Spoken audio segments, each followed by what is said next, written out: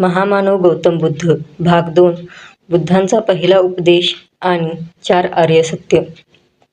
आपण ऐकत आहात महामानव गौतम बुद्ध यांच्या प्रेरणादायी जीवनावर आधारित विशेष ऑडिओ बुक.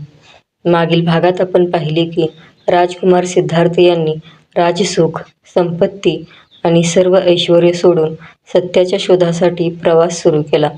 अनेक वर्षांची साधना, तपस्या आणि ध्यान केल्यानंतर बोधगया येथे एका पिंपळाच्या झाडाखाली त्यांना ज्ञान प्राप्त झाले. त्या क्षणापासून सिद्धार्थ झाले गौतम बुद्ध. ज्ञान मिळाल्यानंतर त्यांच्या मनात एक प्रश्न निर्माण झाला, हे जे महान सत्य मला मिळाले आहे ते लोकांना समजेल का? कारण हे सत्य अतिशय खोल आणि गंभीर होते. पण बुद्धांच्या मनात संपूर्ण जगासाठी अपार करुणा होती. त्यांना वाटले की काही लोक असे असतील ज्यांना हा मार्ग समजेल आणि त्यांच्या जीवनात शांती येईल. म्हणून त्यांनी लोकांना धम्माचा मार्ग सांगण्याचा निर्णय घेतला. आजच्या भागात आपण जाणून घेणार आहोत बुद्धांचा पहिला उपदेश आणि त्यांनी सांगितलेली जीवनाची महान तत्त्वे. ज्ञान प्राप्त झाल्यानंतर बुद्ध काही दिवस बोधगया येथे शांतपणे ध्यानात बसले. त्यांच्या मनात गहन शांतता होती. त्यांना जीवनाचे खरे स्वरूप समजले होते. त्यांना समजले होते की या जगात माणूस का दुःखी होतो आणि त्या दुःखातून मुक्त कसा होऊ शकतो. काही दिवसानंतर त्यांनी ठरवले की त्यांनी शोधलेले सत्य लोकांपर्यंत पोहोचवायचे.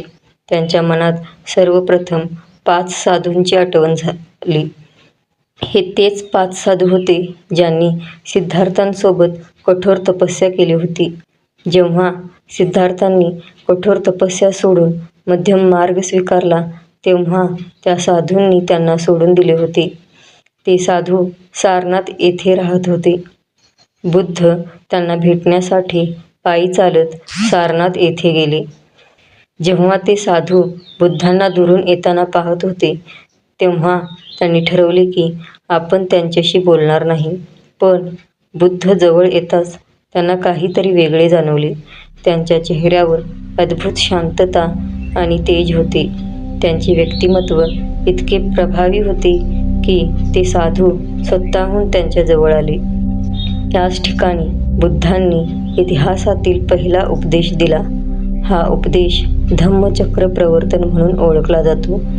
या उपदेशातून बुद्धांनी जगाला 4 महान सत्य सांगितली. 1. दुःख. बुद्धांनी सांगितले की जीवनात दुःख आहे. जन्म, आजारपण, वृद्धत्व, मृत्यू हे दुःख आहे. आपल्याला आवडणाऱ्या व्यक्तींपासून दूर होणे हे दुःख आहे. आणि जे हवे आहे ते मिळाले नाही तरीही दुःख निर्माण होते. म्हणजेच मानवी जीवनात दुःख हा एक भाग आहे. 2. दुःखाचे कारण. बुद्धांनी सांगितले की दुःखाचे कारण आहे तृष्णा. माणूस सतत काहीतरी मिळवण्याचा प्रयत्न करत असतो. संपत्ती, सत्ता, नाव, प्रतिष्ठा या गोष्टींची इच्छा वाढतच जाते.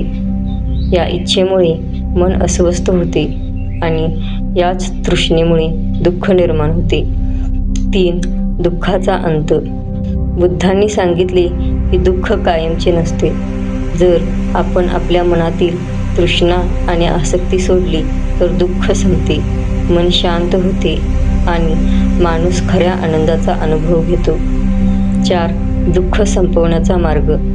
दुःखातून मुक्त होण्यासाठी बुद्धांनी सांगितला अष्टांगिक मार्ग. हा मार्ग म्हणजे संतुलित आणि योग्य जीवन जगण्याचा मार्ग. 1. सम्यक दृष्टी, योग्य विचार आणि समज. 2. सम्यक संकल्प, चांगले आणि शुद्ध विचार. 3. सम्यक वाणी, सत्य आणि प्रेमळ बोलणे. 4. सम्यक कर्म, चांगली कर्मे करणे. 5. सम्यक आजीविका, प्रामाणिक मार्गाने उपजीविका. 6. सम्यक प्रयत्न, चांगल्या गोष्टींसाठी प्रयत्न. 7. सम्यक स्मृती, जागरूकता आणि सजगता. 8. सम्यक समाधी, ध्यान आणि मनाची एकाग्रता. हा मार्ग स्वीकारल्याने मन शांत होते, जीवनात संतुलन येते आणि हळूहळू माणूस दुःखातून मुक्त होतो. बुद्धांनी लोकांना एक महत्त्वाचा संदेश दिला. त्यांनी सांगितले, अत्यंत सुख आणि अत्यंत कठोर तपस्या हे दोन्ही टाळा. जीवनात मध्यम मार्ग स्वीकारा. हा मार्गच खऱ्या शांततेकडे आणि आनंदाकडे नेतो. बुद्धांचा संदेश अतिशय साधा पण अत्यंत प्रभावी होता. त्यांनी लोकांना द्वेष सोडायला सांगितले, करुणा आणि प्रेम स्वीकारायला सांगितले.